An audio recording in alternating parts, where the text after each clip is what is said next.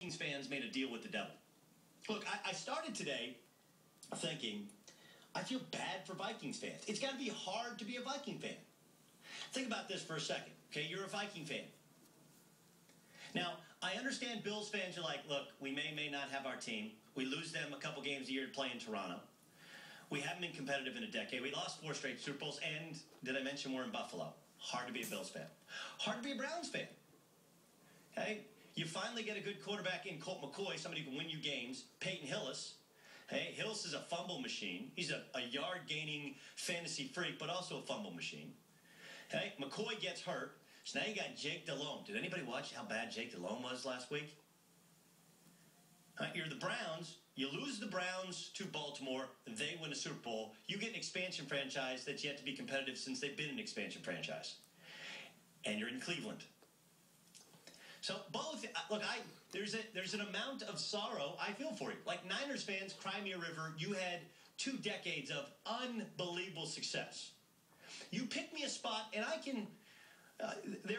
Part of my heart kind of goes out to you because you're a fan, and this is the team whether you became a fan because of a player or you grew up rooting for it, you became a fan of that team and you went all in, and whether you bought a fat head, a jersey, or you just have an open infatuation for that team.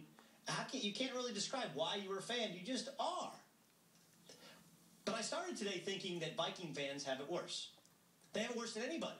Think about it for a second. They were forced to cheer for a Packer to lead them to the Super Bowl. Brett Favre is forever a Packer. He may play for the Jets and the Vikings. He's a Packer. Okay? They had to buy into the whole Favre thing with the retirement this year.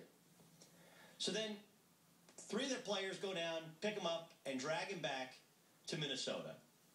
And then you find out the guy that you've been cheering for sent some text messages, may or may not have sent photos of his unmentionables to a former sideline reporter.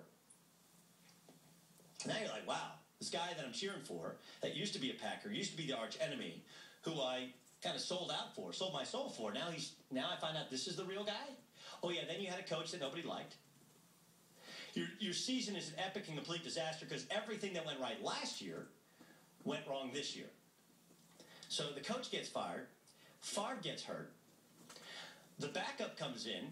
And remember, Favre started 297 straight games. The backup lasts all of 3 quarters. So now you have a wide receiver / quarterback, and stop it, UAB fans, with the Joe Webb threw for 2,000, ran for 1,000. Yeah, okay. There's a reason that he's listed as a wide receiver and a quarterback in any fantasy league in the country. By the way, if you do it now, you could have actually 2 quarterbacks on your roster in fantasy if you're in the playoffs this weekend. Like, nice little backdoor pick. Look, I'm not saying he's going to be good against the Bears defense. I'm just saying, good way to accrue points off a guy that is probably available. Okay, so now you got the rival Bears coming in. They're pissed because they just got eviscerated by the New England Patriots. Oh yeah, by the way, your stadium collapsed, and you've been putting off allowing your local government to help foot the bill for a new stadium. Now that's added pressure to you. The Vikings earlier this week asked for people to come and volunteer for $8 an hour, and I know Packer fans do this, $8 an hour to come and help shovel snow. Hey, good news is we get to keep a game. Bad news is, if you want to have the game, you got to shovel the snow yourself. Ooh, where do I sign up for that?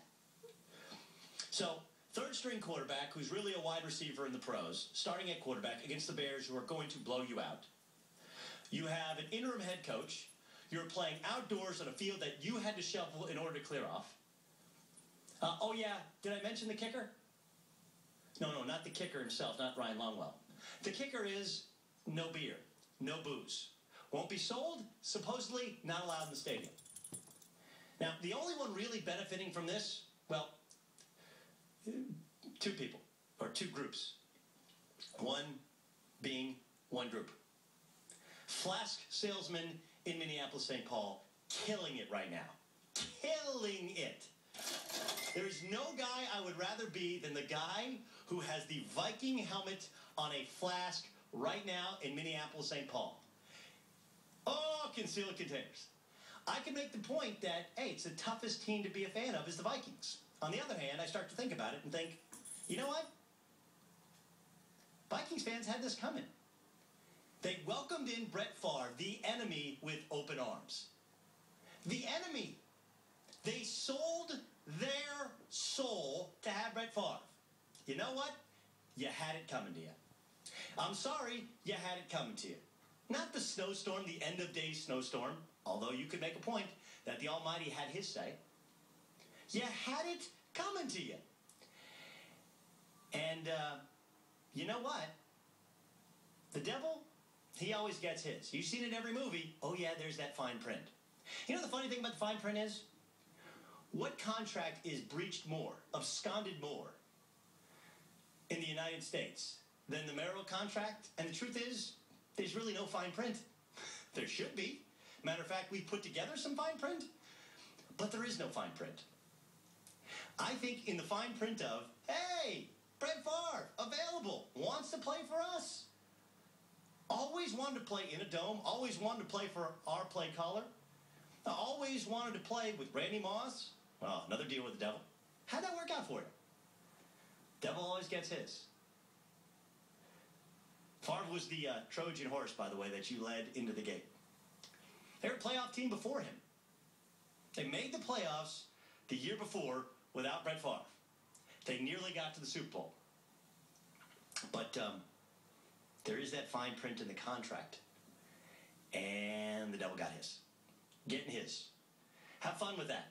No beer, 0 degrees temperature, Joe Webb at quarterback, Bears are upset, the concourses are open air, and I may have forgotten one other thing.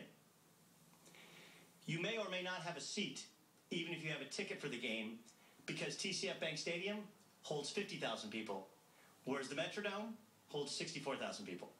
Where do I sign up to be a Vikings fan? Speaking of fine print, I'm going to recommend